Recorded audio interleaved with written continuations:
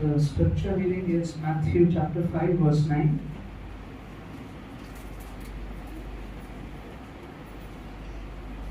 Matthew chapter 5 verse 9. Blessed are the peacemakers, for they shall be called the sons of God. Blessed are the peacemakers, for they shall be called the sons of God. Hindi में कोई पढ़ सकता है? धन्य हैं जो mail मिलाप कराते हैं, क्योंकि वे परमेश्वर के पुत्र कहलाएंगे. Now it is only a coincidence that today's scripture portion is just one verse. It has got nothing to do with the fear of the power cut. You will get your full portion. जो आज एक ही पद का जो पद है, उसके एक संयोग है. आज जो बिजली कटने की बात हो रही है, उससे इसका कोई संबंध नहीं. आपको पूरा जो खुराक है वो आपको मिलेगी. But you know friends, this last week has been very disturbing. कि जो पिछला बीता हफ्ता है, ये बहुत ज़्यादा दुखी करने वाला हफ्ता है. It has been filled with agony and has made all Indians bow their heads in shame. बहुत पीड़ा से भरा हुआ ये हफ्ता है जो बीता है. विशेष रीति से पहले से मई से चल रहा है, लेकिन पिछला हफ्ता और सारे भारतीयों का सर जो है वो शर्म से झुका हुआ है. The horrors of Manipur violence seem to have no lower limit. Manipur में जो हिंसा हो रही है उसकी कोई नीचे की सीमा ही नहीं है. कितना और नीचे गिरेगा?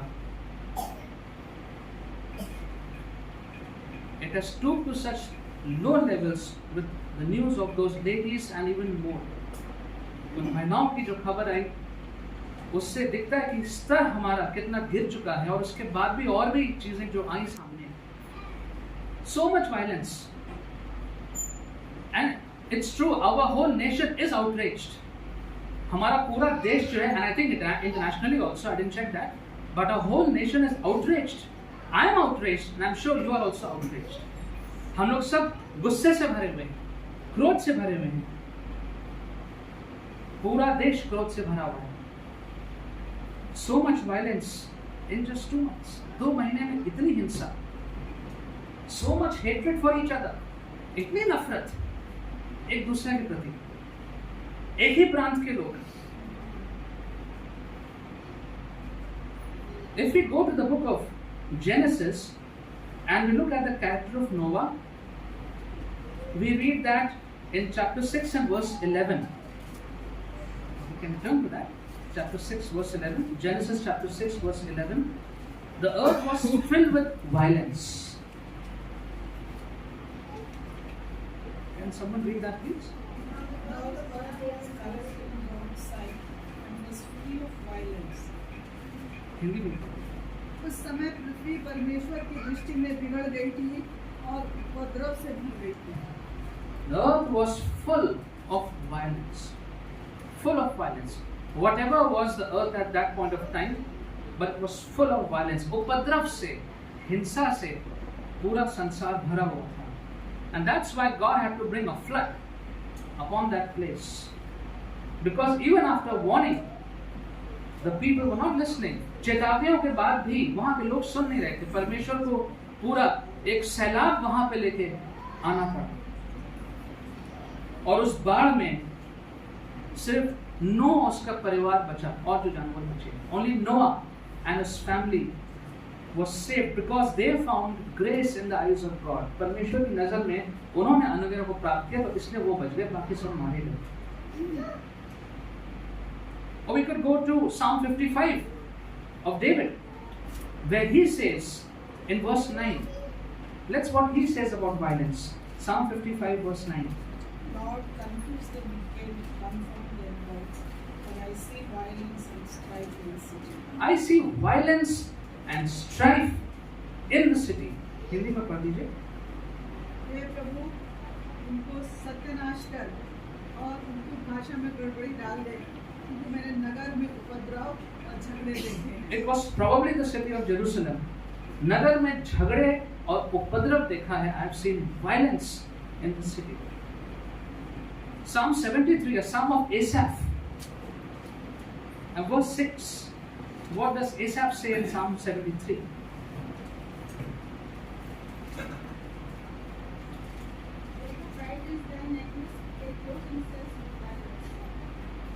इस कारण अहंकार उनके गले का हार बना है, उनका ओढ़ना उपद्रव है। उनका ओढ़ना ही उपद्रव है। And one last one, Ezekiel in 7:23, he says, the city is full of violence. पूरा शहर हिंसा उपद्रव से भरा हुआ है। Now, if given a choice, how would you like to deal with such a world that is so ugly, with violence and hate crimes, murders, rapists? अगर हमें एक मौका मिले कि आप इस संसार से कैसे डील करना चाहेंगे, क्या आप करना चाहेंगे, कैसे सामना करना चाहेंगे? ये संसार का जो परिस्थिति बनी हुई है, जहाँ पर इतनी हिंसा हो रही है, इतने सारे एक दूसरे से नफरत भरे क्राइम्स हो रहे हैं और मर्डर्स हो रहे हैं, कत्ल हो रहे हैं, बलात्कार हो रहे हैं, आप ऐसे संसार में जाके आप कैसे डील करेंगे? And perhaps someone would want to be a law enforcement officer, maybe. Just go there and be tough with the people. हो सकता है कोई हम में से चाहे कि हम जाके कानून व्यवस्था को बनाने वाला व्यक्ति काश मैं बन जाऊं और मैं जाके सारी व्यवस्था को ठीक कर दूं और बहुत सख्ती से पेश आऊं. Or maybe someone want to be the chief of some armed forces at this point and neutralize the violence and threat. हम में से शायद कोई चाहे कि मैं जाके जो सेना है, अलग अलग सेना, किसी सेना का मैं हेड बन जाऊं, मुखिया बन जाऊं और जाके मैं पूरी हिंसा को खत्म कर दूं, कंट्रोल कर लूं. Maybe I want to be a judge at this point and give capital punishment to all such criminals. मैं न्यायाधीश बन जाऊं अगर मौका मिले तो, और सारे ऐसे जो क्रिमिनल्स हैं सबको मैं सजाए मौत सुना दूं. But the passage that we read this morning has tied our hands, and Jesus says, "You go as peacemakers." जो आज पद पढ़ा गया उसमें प्रभु यीशु ने हमारे हाथों को बांध दिया है, हमारे विचारों को बांध दिया है, और प्रभु यीशु कह रहे हैं कि तुम जाओगे शांति मेल मिलाप करने वाले की तरह. And it is so difficult to accept that and follow that under these circumstances, but it is the word of God, it is the word of Jesus. ऐसी परिस्थितियों में बहुत मुश्किल होता है ऐसे पदों को ग्रहण करना, उस पर कार्य करना, लेकिन ये परमेश्वर की ओर से आए हैं. ये प्रभु यीशु ने खुद कहे, Blessed are the peacemakers. धन्य है वो, धन्य है वे जो मेल मिलाप कराते हैं. And Jesus is sending us out as peacemakers. मेल मिलाप करने वाले के रूप में यीशु हमें भेजते हैं. We aren't given a choice. प्रभु यीशु मसीह ने हमें कोई चुनाव नहीं दिया है. You can choose whether or not you want to be peacemakers. In other aspects, we have some choices. You could be a teacher or not. You could be a preacher or not. You could be. But here there is no choice. यहाँ पे कोई चुनाव नहीं दिया है. और जगहों पे तो ये वचन हमें चुनाव देती है, आप ये कर लीजिए, ये नहीं तो आप ये कर लीजिए, शिक्षक बन जाइए, प्रेरित बन जाइए. But here there is no choice.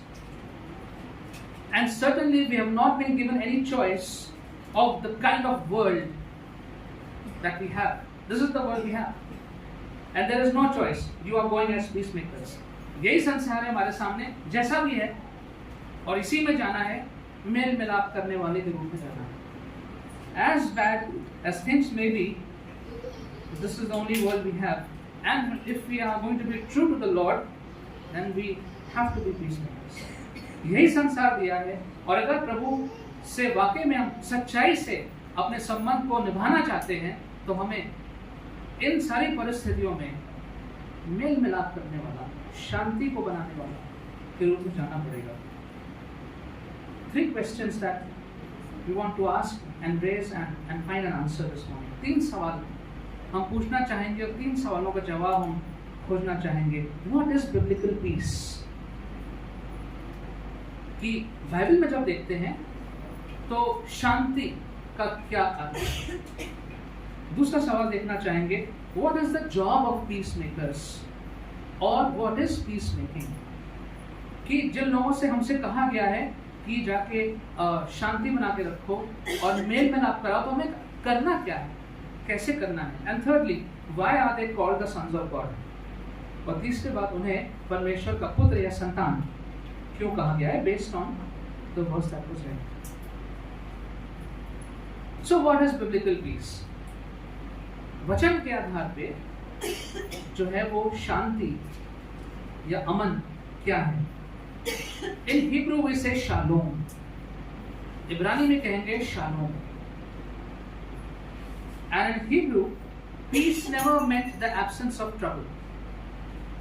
अगर कोई परेशानी नहीं है, कोई युद्ध नहीं चल रहा है, इसका मतलब सब शांति है। No, that's not what the Hebrew word peace means. इब्रानी का जो शालोम शब्द है उसका यह मतलब नहीं है कि कोई लड़ाई नहीं चल रही है, कोई झगड़ा नहीं है, सब कुछ ठीक है, इसका मतलब शांति है। ये शालोम का मतलब नहीं है। Hebrew peace means everything that makes for man's highest good, that is piece.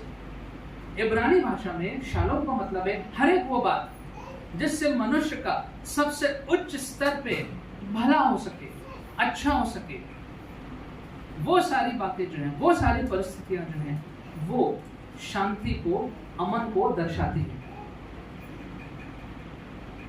The same word in Arabic is सलाम। उर्दू में हम इंडिया में बोलते हैं सलाम।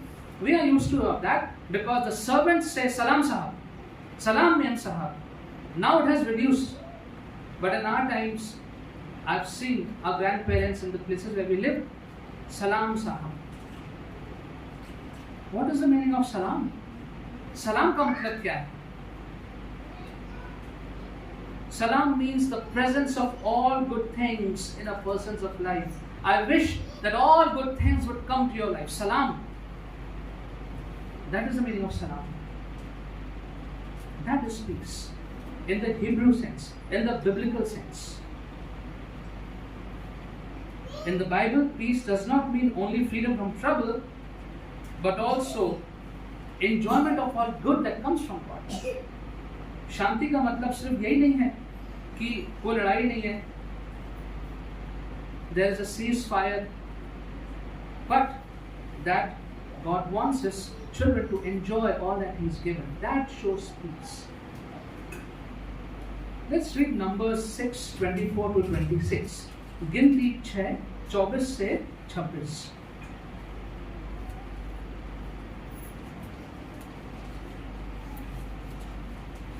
English and Hindi, please.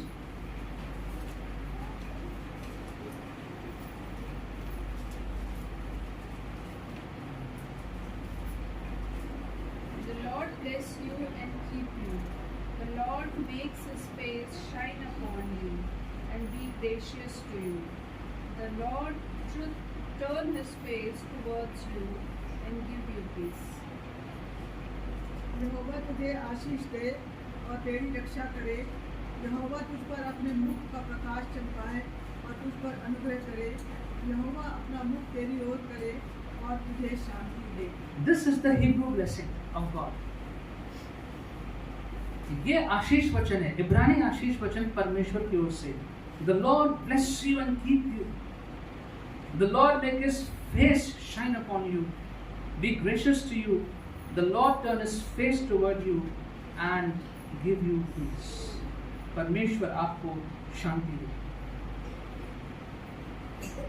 And so when we talk of peace, it's not just that all wars may stop, all the parties may withdraw, लड़ाइयाँ रुक जाएं, सब लोग कर्फ्यू लगा दें। कर्फ्यू लग गया तो शांति हो गई। There's a curfew, so there's peace. No, that's not peace. But this is what the biblical peace is. That there's goodness, and that the Lord has turned His face towards the people, and the people are blessed. Second question is, what is peacemaking? What is involved in peacemaking? शांति बना के रखने में या अमन चैन बनाने में का अर्थ क्या है, मेल मिलाप कराने का अर्थ क्या है? Now most of the early scholars of the church, they thought that peacemaking means making peace in one's own heart and own soul. जो शुरुआती जो चर्च फादर्स थे, जो विचार जो लोग जो विशेषज्ञ थे बाइबल के शुरुआती कलीसिया में, उनका ऐसा मानना था कि शांति का मतलब यहाँ पे ये है कि अपने हृदय में शांति बना के रखें, और वो भी जरूरी है, because you can be so lack of peace can be there in the heart, हमारे हृदय में भी शांति कमी हो सकती है। तो पहले वो ये सोचते थे कि अपने हृदय में शांति बना के रखना, ये इसका अर्थ है। So in every one of us there is an inner conflict between good and evil, right and wrong, and we have to deal with that. This is what they thought in the earlier thought process. कि सबके मन में एक युद्ध चलता है, विचारधारा है, अच्छा और गलत, सही गलत, और इसमें युद्ध है। पहला वो ऐसा सोचते थे। But this peace has another meaning, a meaning on which the rabbis loved to dwell, and a meaning which was certainly was from Jesus. एक और मतलब है इसका, और जो रब्बाई लोग थे, ये मतलब उनको ज्यादा अच्छा लगा, ज्यादा पसंद आया, और यही वो मतलब है जो यीशु भी हम तक पहुंचाना चाहते थे। And that is that the Jewish rabbis held that the highest task which a man can perform is to establish right relationship between man and man.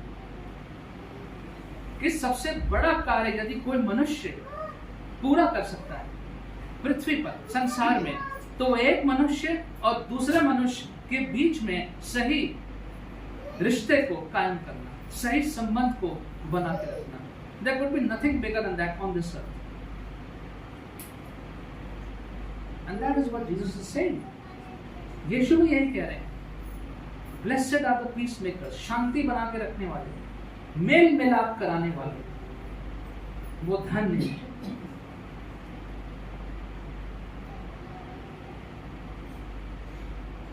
Now what Jesus is not saying is this. यीशु यहाँ पे ये नहीं कह रहे हैं, इसका ये मतलब नहीं है Blessed are those who are of a peaceful disposition. धन्य है वे जिनका स्वभाव बहुत शांतिपूर्वक है। Jesus did not say that. Or he is not saying blessed are those who yearn or want or desire or whose aspirations are peace. यीशु ये भी नहीं कह रहे जिनकी इच्छा है कि सब शांति बन जाए, जो चाहते हैं कि शांति बन जाए, ये यीशु ने नहीं कहा। He did not say blessed are those who want peace, who would bring peace at any price. Blessed are those who would not compromise. Blessed are those who will try to avoid all troubles. Jesus never said any. यीशु ने ये नहीं कहा कि जो शांति चाहते हैं, जो किसी भी कीमत पे शांति बहाल करेंगे, जो समझौता नहीं करेंगे, जो सारी परेशानियों से दूर रहेंगे. We hear all these things. Jesus never meant any of these. This is not what the verse means. जो यीशु ने कहा उसका गहराई का मतलब इनमें से कोई भी नहीं है.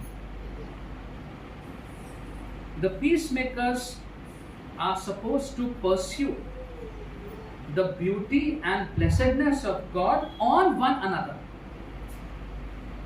The peacemakers are required to pursue the beauty and blessedness of God on one another.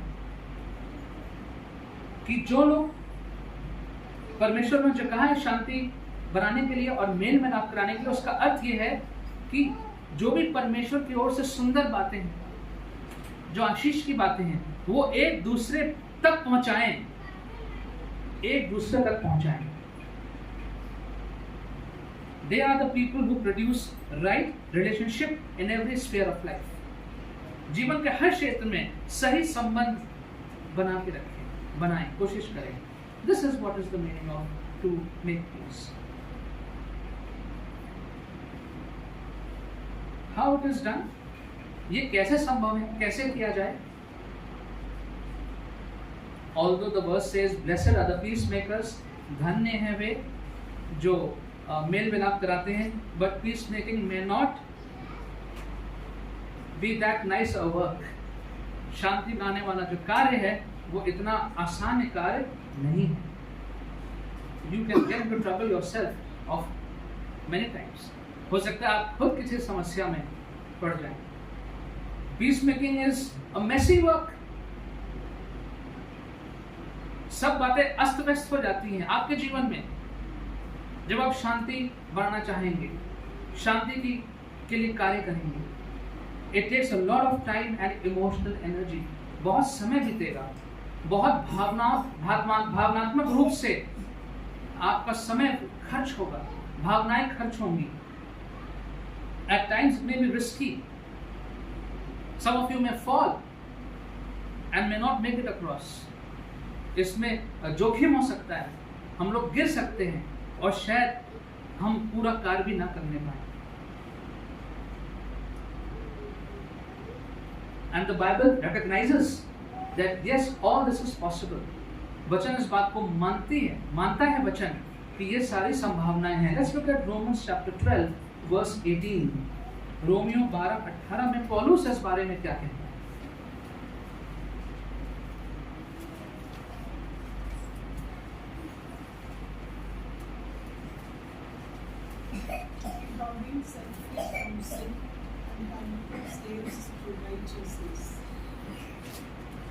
Romans 12:18. 12:18. If it is possible, as far as it depends on you, live at peace with everyone. जहाँ तक हो सके तुम अपनी ओर से सब मनुष्य के साथ मेल मिलाप रखो. If it is possible,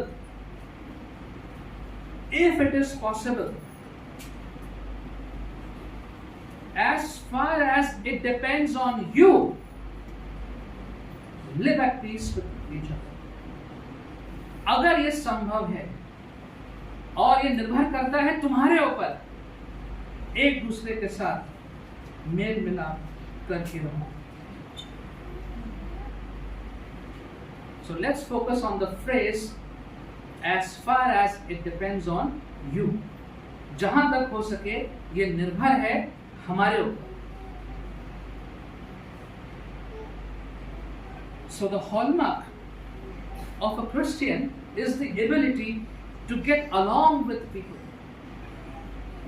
जो मसीह होने की कसौटी है वो कसौटी ये है कि एक दूसरे के साथ मिलके साथ में रह सकते हैं. We have heard people say this so often. I can't stand that person. If he, she is there, I will not come. I leave. If this person is there, I will not come. कई बार सुना है हमने ऐसा लोगों को कहते हुए, मैं इस व्यक्ति को बर्दाश्त नहीं कर सकता, अगर ये व्यक्ति वहां पे आ गया तो मैं नहीं आऊंगा.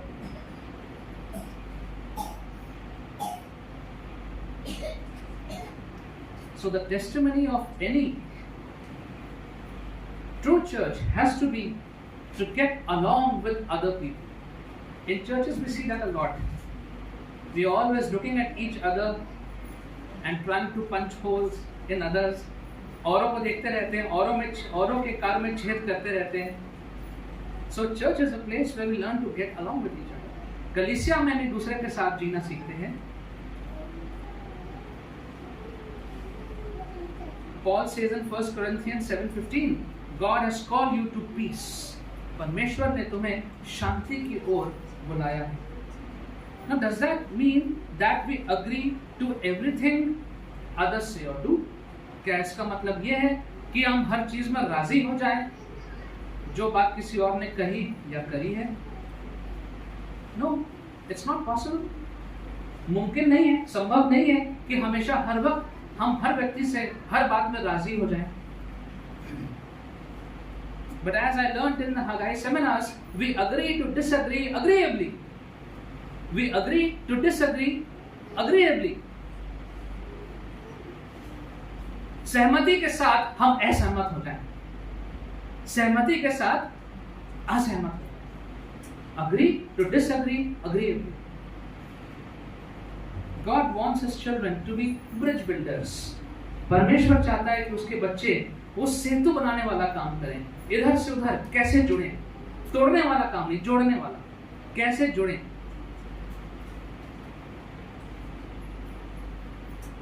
This big bridge between the Methi and the Kuki communities in Manipur.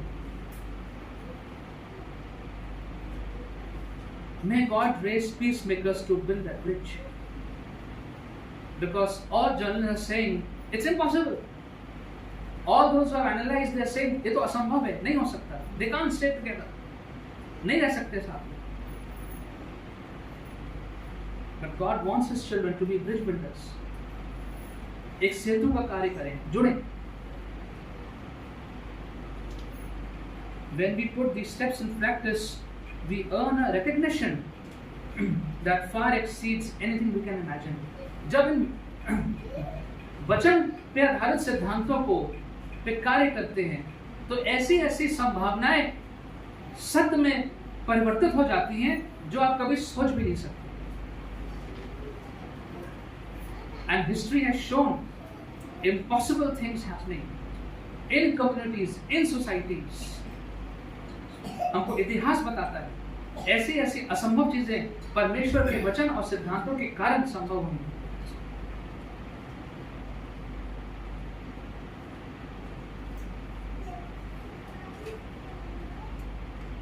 Yes, it's a difficult task. Manipur is a difficult task. I don't know much. I have friends in Manipur. I have friends in Nagaland.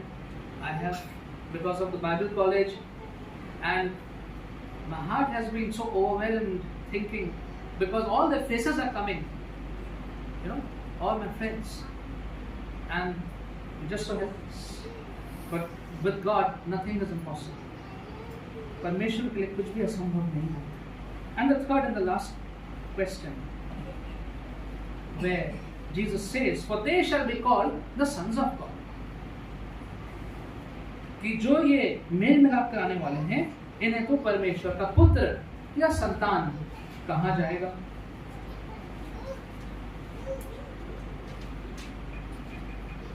So at first we may assume that the sons of God means children of God. हो सकता पढ़ के ऐसा लगे कि ये जो परमेश्वर के पुत्र की बात हो रही है, ये परमेश्वर के संतान की बात हो रही है.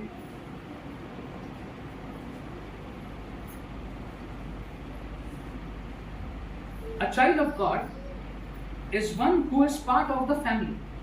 परमेश्वर का जो पुत्र है या जो संतान है, वो परमेश्वर के परिवार का हिस्सा है.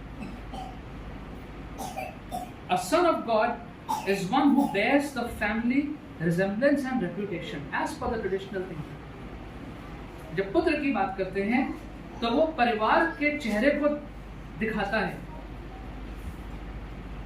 और परिवार की जो इज्जत है उसको लोग पुत्र में देखते हैं, बच्चों में देखते हैं. Often we have heard people say, "Oh, these children, they have spoiled their family name." इन बच्चों ने तो परिवार की इज्जत खराब कर दी.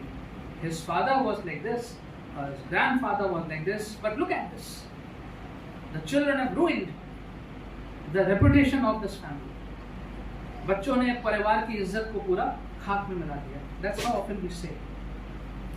So what is Jesus saying? Jesus is saying that His followers are known as the peacemakers. They will be recognized as sons and daughters of God who share the name of His mission. कि शांति बनाने वाले, mail मिलाप करने वाले पुत्र और पुत्रियां. Now I have to make sure I say पुत्रियां also. I have said before also. पहले भी मैं बोलता था, but अब और बोलना पड़ेगा. पुत्रियां, पुत्र और पुत्रियां, sons and daughters, God's sons and daughters.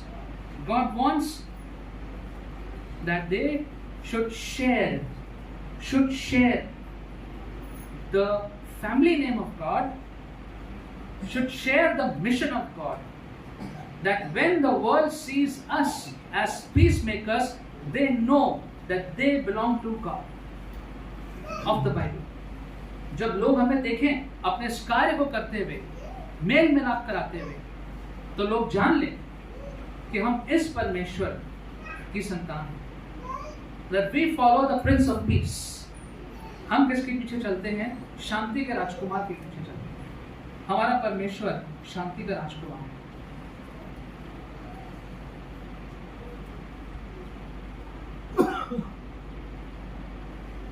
final scripture reference, 2 Corinthians 5:20. दूसरा करंथियों उसका 5वां अध्याय और 20वां पद.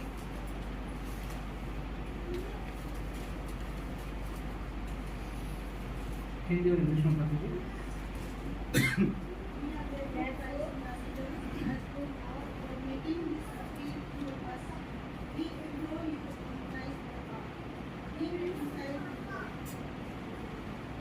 इसलिए हम मसीह के राजदूत हैं, मानो परमेश्वर हमारे द्वारा मनुष्य जाति को समझा रहा है. हम तुमसे मसीह की ओर से निवेदन करते हैं कि परमेश्वर के साथ मेल मिलाप कर लो. You and I are ambassadors for Christ. आप और हम प्रभु यीशु मसीह के राजदूत हैं. To be an ambassador of a country is one of the highest honors internationally. किसी भी देश का राजदूत बन के दूसरे देश में जाना बहुत ज्यादा इज्जत का काम है. And the chances of me becoming an ambassador to some other country is 0. शून्य मौका है मेरे लिए किसी दूसरे देश में राजदूत बन के जाने का. But I have 100% chances to become an ambassador of Christ with a ministry of reconciliation all around me. We all have. हम सब के पास मौका है. 100% मौका है कि प्रभु यीशु मसीह के राजदूत बन के और मेल मिलाप की सेवकाई लेके हम चारों तरफ जा सकते हैं. The real job of an ambassador is in hostile situations. In peaceful situations, everything is good. Think of the Indian ambassador in Pakistan, Indian ambassador in China, some other similar country, Ukraine, Russia. Bharat के जो राजदूत जो इन देशों में हैं, पाकिस्तान में हैं, China में हैं, रशिया में, यूक्रेन में इस वक्त हैं, ये बहुत विरोध वाला परिस्थितियां हैं, दुश्मनी वाली परिस्थितियां हैं. Then it comes the real job of the ambassador. राजदूत का असली काम ऐसी परिस्थितियों में होता है. That's what we are facing around us in our country, all over the world, hostility everywhere. And here God is saying, you are my peacemakers, you are my ambassadors. तुम मेरे राजदूत हो, तुम मेरे मेल मिलाप कराने वाले हो इन सारी परिस्थितियों में, इन लड़ाई झगड़े और दुश्मनी की परिस्थितियों में. The ambassador of Christ is a messenger of Christ. यीशु मसीह का राजदूत, यीशु मसीह का सेवक है, उसका संदेश वाहक है. And so in today's battered world, today's violent India, we represent Jesus Christ, the Prince of Peace. Very difficult. आज जो पूरी दुनिया तबाही मची हुई है, हिंदुस्तान में अलग अलग क्षेत्रों में तबाही मची हुई है, हम प्रतिनिधि हैं प्रभु यीशु मसीह, शांति के राजकुमार के हम प्रतिनिधि हैं. हम उसके नाम को लेके हम आगे चल रहे हैं. So let's ask a few questions. Do the people around us see us as peacemakers? क्या लोग हमें इस रूप में देखते हैं कि हम शांति कराने वाले, मेल मिलाप कराने वाले हैं? और do they say, अरे इनको बताना ही बेकार है, इनको मत बताना और ये काम बिगाड़ देंगे? Or do the people say, don't tell this person, don't involve him or her, she will cause more trouble? Are we actively seeking to reconcile people with each other and with God? Most importantly, क्या हम सच में कार्य कर रहे हैं कि लोगों को मेल मिलाप कराना और लोगों का परमेश्वर के साथ, जो कि सबसे बड़ा कार्य है, क्या हम वो कार्य कर रहे हैं? God is counting on you and me to bring peace to his people. परमेश्वर निर्भर कर रहे हैं आप पे और हम पे कि हम उनके लोगों में शांति लेके आए. Yes, Manipur has been burning. Manipur बीते दिनों में, हफ्तों में, महीनों में जल रहा. Church buildings have been razed. कलीसियाओं को तोड़ करके जमीन में मिला दिया गया है। कलीसियाओं की इमारत, church buildings, not churches, church buildings, इमारतों को तोड़ दिया गया है। Families are in shelter homes, वहाँ के परिवार जो हैं वो किसी न किसी शिविर में है। There is hate and more hate, एक दूसरे से नफरत और नफरत है। The entire country is outraged, सारा देश जो है गुस्से से भरा हुआ है। Let this be our prayer, and I know we are praying about this, that may the peacemakers in Manipur use divine wisdom to sort these things out. जितने भी मेल मिलाप कराने वाले लोग मणिपुर में हैं, जिनका उन पे इन्फ्लुएंस है, परमेश्वर ने अपनी बुद्धि दे ताकि वो इन चीजों को वहाँ ठीक करने पाए। May the Prince of Peace, our Lord Jesus, fill that land with such love and peace that would melt all the hatred and bitterness. हमारा प्रभु यीशु मसीह इस प्रकार से प्रेम अमन वहाँ भर दे कि सारी कड़वाहट और नफरत वहाँ की पिघल जाए। Let's pray. Heavenly Father, your word brings us peace when we are so disturbed, when we are helpless, when we are angry. प्रभु जी, आपका वचन हमें शांति प्रदान करता है जब हम क्रोध से भरे रहते हैं, व्याकुल रहते हैं, असहाय महसूस करते हैं। And Lord, today we pray that you help us to rekindle in us the command that you've given to us to be peacemakers. एक बार फिर से परमेश्वर हम अपने आप को जगाएं और इस बात को याद करें कि आपने हमें मेल मिलाप करने वाला बनाया है। Help us, Lord, that in our local situations, things that are in our hand, we will be peacemakers. जो चीजें हमारे हाथ में हैं, जहाँ हम रहते हैं, जहाँ काम करते हैं, वहाँ पे हम शांति बनाने वाले, मेल मिलाप कराने वाले बनने पाए। And yes, Lord, once again our hearts go out to the state of Manipur. Lord, we cry out to you again this morning that what is impossible with man, we know is possible with you. Lord, you will take out some beautiful solution to the problems they are facing. And Lord, may this violence come to an end. May there be reconciliation. May there be forgiveness.